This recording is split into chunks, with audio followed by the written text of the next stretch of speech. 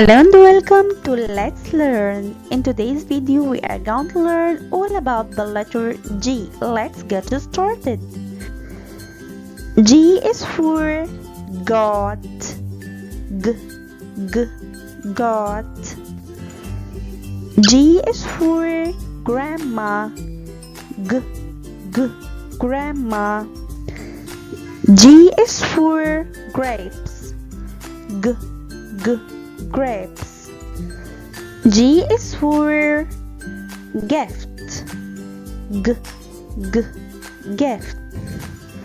G is for guitar. G, g, guitar. G is for garden. G, g, garden.